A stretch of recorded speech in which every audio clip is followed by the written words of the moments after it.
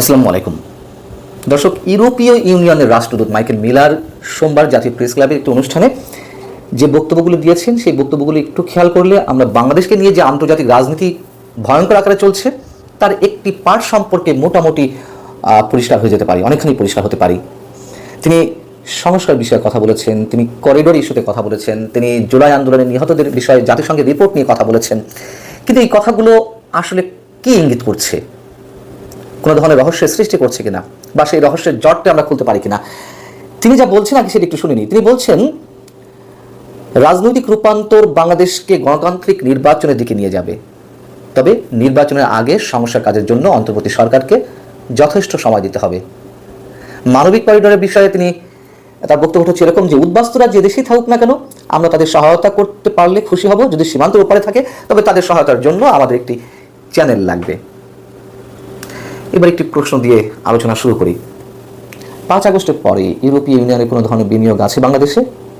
নেই, তাই না? বরঞ্চ কমছে। অথচ তারা সংস্কার চাইছে, তারা সংস্কারের জন্য সরকারকে যতটা সময় দেওয়ার প্রয়োজন সেটি দিতে চাইছে, পাশাপাশি করিডোরের প্রতি সমর্থন দিচ্ছে। করিডোরটি কে চাইছে? যুক্তরাষ্ট্র চাইছে।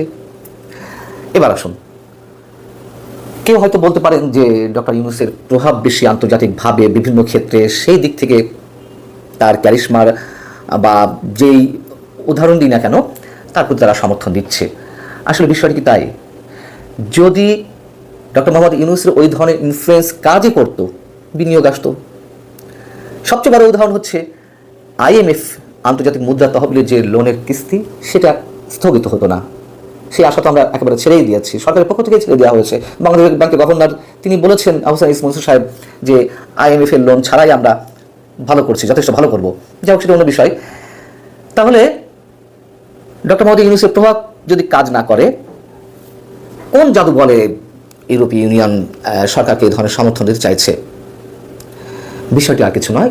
এটি বোঝার জন্য রকেট সায়েন্স পড়ার প্রয়োজন নেই বা তা অ্যাপ্লাই করার প্রয়োজন নেই। জাতিসংঘে এই মুহূর্তে যুক্তরাষ্ট্রের চেয়ে ইউরোপীয় ইউনিয়নের প্রভাব বেশি, আমরা তো জানি। আবার যুক্তরাষ্ট্র যেদিকে যায় ইউরোপীয় ইউনিয়ন সেদিকে যায়, তারও কারণ আছে।